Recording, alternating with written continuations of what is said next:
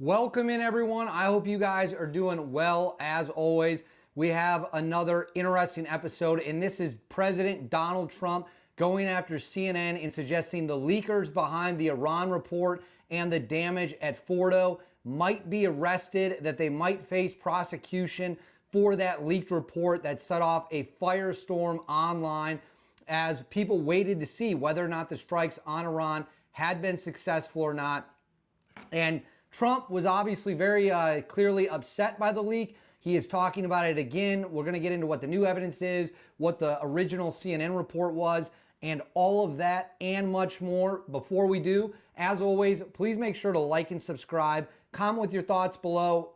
It's all free, but it's a really huge boost in the algorithm. It helps us an absolute ton. Hit that bell. Make sure you click all notifications are on. And then we have a big AC update. We brought in a couple new companies. They're working through the problem. They're going to start dropping in lines, hopefully within the coming days. It ain't going to be cheap, but hey, I won't have to sweat my ass off anymore, which will at least be a very nice change of pace. Now, let's get into it. So as we all know, last week, CNN and many other news outlets, but CNN being the first one, dropped a report claiming that the strikes on the Fordo facility in Iran did not work and that the facility, for the most part, remained largely intact. That obviously was a huge problem given the fact that the strike was supposed to take out and destroy the facility. And if it didn't work, or if it, for whatever reason, didn't get the job done, well, the United States would find itself in a very serious situation. So President Trump, let's start with President Trump's comments. He was asked by, I believe, Benny Johnson. For those of you who don't know, believe this or not, Benny Johnson and I actually used to work together at the Daily Caller years and years and years ago. That probably was maybe 7 years ago at this point. It's all the years merged together. But small world in this media world. Let's add Trump's comments now and see what Secretary. Hold on, we got to skip forward a little bit. Let's see what his comments are. I'm going to try to find. We're going to actually go after them and prosecute them with the partnership of PAM if we can, because what they're doing, we believe, is illegal. And they may be prosecuted also for having given false reports on the attack in Iran. Yes. They were given totally false reports.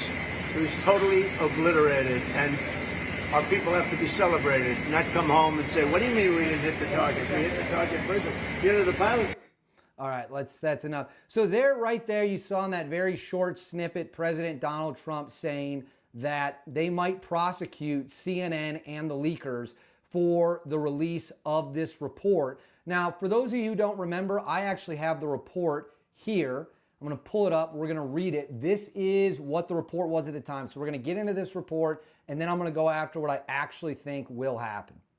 Because what Trump is saying and what will actually happen are probably two very different things, to be quite honest with you. But let's go ahead and read through this report. So this is the original CNN report. It says, the U.S. military strikes on 3 of Iran's nuclear facilities last weekend did not destroy the core components of the country's nuclear program and likely only set it back by months, according to an early U.S. intelligence assessment that was described by 7 people briefed on it. The assessment, which has not been previously reported, was produced by the Defense Intelligence Agency, the Pentagon's intelligence arm. It is based on a battle damage assessment conducted by U.S. Central Command in the aftermath of the U.S. strikes, one of the sources said.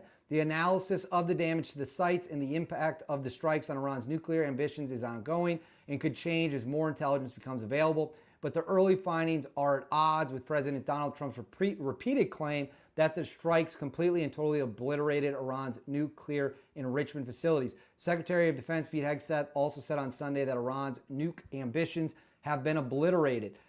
Two of the people familiar with the assessment said Iran's stockpile of enriched uranium was not destroyed. One of the people said the centrifuges were largely intact. Another source said the intelligence assessed enriched uranium was moved out of the sites prior to the strike.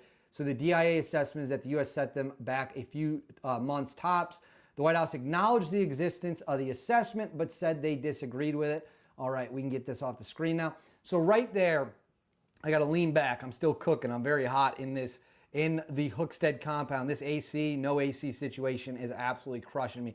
But right there, that was the CNN report that set off an epic firestorm in the intelligence community, the military community. Everywhere you looked, this is what people were talking about. Obviously, the president came back. hit back hard and said no, they were obliterated. We had General Dan Raising-Kane give a press conference as well saying no, these sites were hit by 14, Fordo specifically hit by 12, GBU 57, 30,000 pound bunker busting bombs.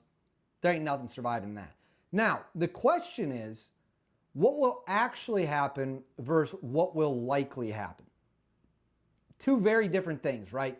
Two very, very, very different things, likely to have very different outcomes. So Trump is floating the idea they might arrest the leakers, they might charge and prosecute CNN.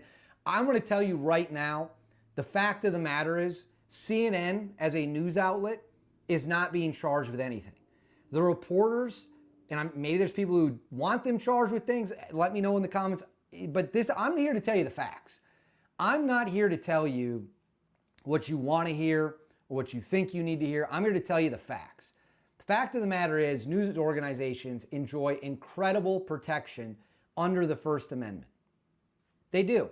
And we have a long history and precedent in this country of news outlets being able to publish classified information if it's viewed as being newsworthy.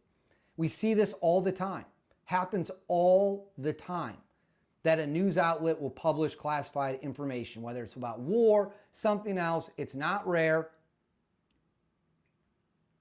Happens all the time. You can't go after news agencies for that. The Supreme Court, if it made its way to the Supreme Court is almost always going to side with the First Amendment, freedom of the press, freedom of expression. That's just the fact of the matter.